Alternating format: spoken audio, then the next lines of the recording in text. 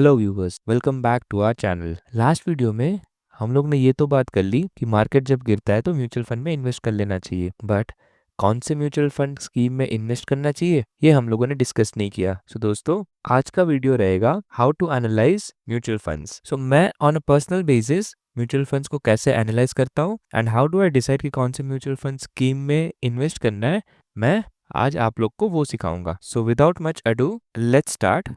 सो मेरा सबसे पहला स्टेप होता है, तो मैं पहले सारे ही इंडाइसेस को एनालाइज करता हूँ। लेट्स से कि निफ्टी 50 के चार्ट को मैंने देखा, मैंने निफ्टी मिड कैप के चार्ट को देखा, ओके, या फिर कोई पर्टिकुलर सेक्टर्स है जैसे कि फार्मा सेक्टर हो गया या आईटी सेक्टर हो गया, तो मैंने उसका एनालिसिस किया और मैंने देखा कि ये सेक्टर में मेरे को अच्छा अपमूव दिख रहा है, तो बेस्ड ऑन दैट वो मेरा सेक्टर हो जाता है जहाँ पे मेरे को इन्वेस्टमेंट करना है। सो मैंने सारे ही इंडाइसेस को एक बार एनालाइज कर लिया था and out of all those मेरे को थोड़े इंडाइसेस अच्छे लग रहे थे। एक हो गया मिड कैप इंडाइसेस, दूसरे हो गए स्मॉल कैप। तो दोस्तों, लेट्स सी, अगर मुझे मिड कैप के म्यूचुअल फंड स्कीम में इन्वेस्ट करना है तो अब मेरा नेक्स्ट स्टेप क्या होगा। सो मुझे ये पता चल गया कि मुझे मिड कैप स्कीम में इन्वेस्ट करना है। Now the second step after I get to know will be कि मुझे स्कीम के सारे नेम्स चाहिए। So to get the names मैं गूगल में सर्च कर लूंगा mid cap mutual fund schemes, और यहाँ पे जैसे ग्रो में एक लिस्ट मिल रहा है, ईटी में एक लिस्ट मिल रहा है, तो वहां पे मैं आ जाऊंगा। यहाँ पे मेरे को पूरा एक लिस्ट मिल जाएगा। सो मेरे को यहाँ पे इतने सारे स्कीम्स आ गए। Now I can not do inky pinky और मैं यहाँ पे स्कीम्स को चूज करूँ, rather I have to take an analytical approach, और मेरे को यहाँ पे क्या करना होगा, ये सारे स्कीम्स के बारे में एक बार देखना पड़ेगा कि ये स्कीम्स ने पास्ट में कैसे परफॉर्म किया है। So what I have done is, मैंने अपने एनालिसिस के लिए कोई 5 स्कीम्स को यहाँ पे एनालाइज किया एंड मैंने थोड़े डिटेल्स यहाँ से निकाल लिए। ये सारे डिटेल्स आप लोग को फ्री में without any login requirement grow के उस पे मिल जाएगा। आप कोई भी स्कीम के ऊपर क्लिक करो, आपको वो स्कीम के डिटेल्स में लेके जाता है एंड फ्रॉम देयर आपको बाकी की सारी डिटेल्स मिल जाती है, जैसे कि उसका पास्ट परफॉर्मेंस क्या है, उसका नैव क्या है, जो भी डिटेल्स आपको चाहिए वैसा। अगेन दोस्तों, जस्ट अ डिस्क्लेमर, ये कोई पेड प्रमोशन नहीं है, इट्स जस्ट दैट ग्रो में मेरे को सारी डिटेल्स मिल गई तो मैं आप लोगों से शेयर कर रहा हूँ। दूसरा वेबसाइट जो ईटी मनी है, वहाँ पे भी आपको सारी स्कीम्स मिल जाएंगी एंड फ्रॉम देयर ऑल्सो आप लोग डिटेल्स निकाल सकते हो। आप एम्फी की वेबसाइट में जाके भी डिटेल्स निकाल सकते हो। So it's completely up to you. So जैसे कि मैंने यहाँ पे फॉर 5 ऑफ द स्कीम मैंने थोड़ा डिटेल्स निकाल के रखा था। Now second step is done, जहाँ पे सारे स्कीम्स में से मैंने डिटेल्स निकाल के रखी है। The third step would be based on these parameters, मेरे को ये डिसाइड करना है कि मेरे को कौन से म्यूचुअल फंड स्कीम में इन्वेस्ट करना है। Okay, so now let's try to understand what do all of these terms mean. So the first term that we are discussing is alpha. Alpha का मतलब होता है फंड मैनेजर का performance compared to the benchmark. So benchmark अगर आपका 8% return दे रहा है and your alpha is stating that it is giving you around 13% return, so that means कि आपके फंड मैनेजर ने 21% रिटर्न जनरेट किया हुआ है। In plain language, alpha is nothing but the performance of the fund manager versus the benchmark. सो अगर आप alpha का यहाँ पे कंपैरिजन देखोगे, so there you can see Motilal Oswal वाले स्कीम में अल्फा इज द हाईएस्ट, उसके बाद एचएसबीसी में है, there is one more scheme which is DSP mid cap जहाँ पे अल्फा नेगेटिव है। दैट मीन्स बेंचमार्क अगर 8% रिटर्न दे रहा है एज पर आर एग्जाम्पल, तो डीएसपी मिड कैप में 3% you are losing. That means the DSP Midcap mutual fund scheme is giving you only 5% return. तो आपको ये स्कीम में इन्वेस्ट करने का कोई सेंस नहीं बनता, rather you can choose some other schemes. The next comes beta. दोस्तों, बीटा को अगर easiest वे में समझना है तो उसका मतलब होता है अगर मार्केट और लेट्स से अगर बेंचमार्क आपका 1% से फॉल हो रहा है तो आपकी जो ये स्कीम है it is falling only by 0.84%। विज़ अगर आपका बेंचमार्क 1% से राइज हो रहा है तो आपका ये स्कीम है वो सिर्फ 0.84% से इंक्रीज हो रहा है। सो बीटा के लिए हम लोग ये कह सकते हैं कि अगर मार्केट इंक्रीजिंग ट्रेंड में है देन वी वुड वांट कि बीटा का वैल्यू 1 से ज्यादा हो, तभी तो हमारा परफॉर्मेंस अच्छा रहेगा। सो अगर बीटा 1 से ज्यादा होगा तभी तो हमारा म्यूचुअल फंड स्कीम ज्यादा बेटर परफॉर्म करेगा। And if it is falling market and beta कम होगा 1 से, दैट मीन्स इंडाइस ज्यादा फॉल कर रहा है compare to our mutual fund scheme. The third and the fourth one which is about Sharpe and the Sortino ratio. इसमें क्या होता है दोस्तों, ये दोनों रेशियो बात करते हैं आपके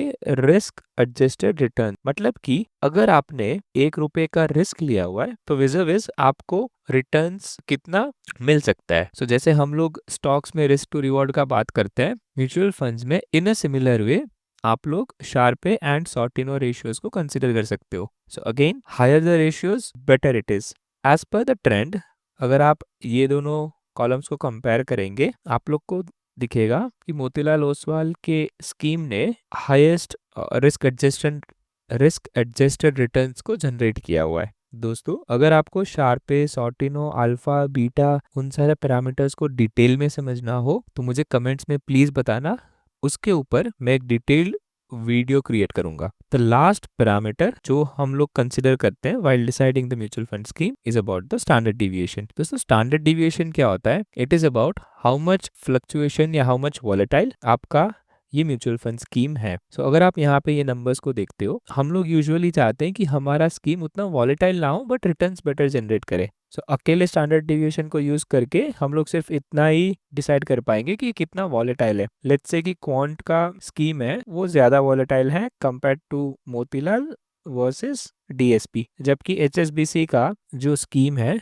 वो सबसे कम वॉलेटाइल है। बट इससे मेरे को और कुछ डिटेल्स तो पता नहीं चलेगी। सो इनको यूज करने के लिए मुझे सारे ही पैरामीटर्स एक साथ समझने पड़ेंगे। सो अब मेरे को क्या करना होगा? फ्रॉम अल्फा मेरे को ये पता चला मोतीलाल का स्कीम, एचएसबीसी का scheme are doing good, okay. DSP का स्कीम इज नेगेटिव, सो मैं इसको तुरंत ही इग्नोर कर दूंगा। सो मेरे लिए लिस्ट में से अभी डीएसपी हट गया है। ऑल्सो डीएसपी का standard deviation it is around 15, तो इसका मतलब हो गया कि डीएसपी का स्कीम वॉलेटाइल ज्यादा है but it is not able to perform, it is not able to generate returns for me, okay। so ये स्कीम मेरे लिए अभी eliminate हो गया है। now I'm left with 4 schemes out of the 4 remaining schemes। next मैं check करता हूँ बीटा। so बीटा में I can see HSBC mid cap में it is only 0.8% and right now markets थोड़े गिर रहे हैं, markets थोड़े negative side है और rather markets are not towards the uptrend। तो in this scenario मेरे लिए ये अच्छा होगा कि मैं ऐसे स्कीम में लगाऊं जहाँ पे बीटा भी कम है, बिकॉज अगर बीटा कम होगा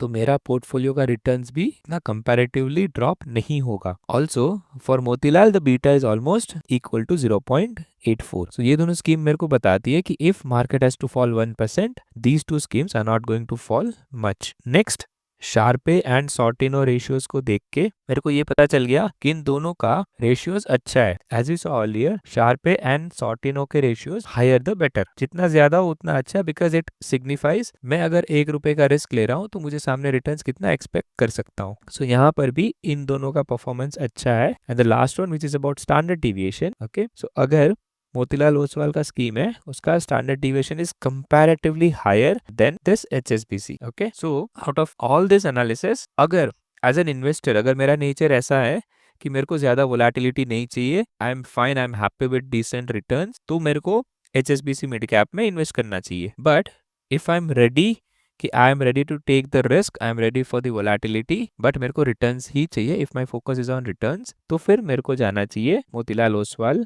के स्कीम में। बिकॉज यहाँ पे आपका अल्फा भी ज्यादा है, beta is comparatively almost same, Sharpe and Sortino ratios भी ज्यादा है, स्टैंडर्ड डिविएशन थोड़ा ज्यादा है, but again because of volatility they are able to manage the volatility and also उससे वो रिटर्न्स भी जनरेट कर पा रहे हैं। It is not impacting their returns. So if I am a bit risky investor तो मैं यहाँ पे मोतीलाल को चूज कर सकता हूँ। So this is how I analyse. Again दोस्तों, इट्स नॉट अ रिकमेंडेशन कि आप लोग को ये म्यूचुअल फंड्स में इन्वेस्ट करो, it is just the way कि मैं इसको कैसे एनालाइज करता हूँ वो आप लोगों से शेयर कर रहा हूँ। सो दोस्तों, अगर आपको कोई टॉपिक, कोई पर्टिकुलर पैरामीटर्स आपको डेप्थ में सीखना हो, कुछ समझना हो, मेरे को कमेंट्स में प्लीज बता देना so that I can prepare the videos accordingly. That's all for today. जाने के पहले एक बात हमेशा याद रखना, मनी भाई कहते हैं अगर आपने मनी भाई को काम पे नहीं लगाया, अगर मनी भाई से आपने काम नहीं कराया तो मनी भाई आपसे जीवन भर काम कराते रहेंगे। सो मनी भाई को काम पे लगाओ, मनी भाई से काम कराओ ताकि आपको जीवन भर काम ना करना पड़े। दैट्स ऑल दोस्तों, thank you so much, take care.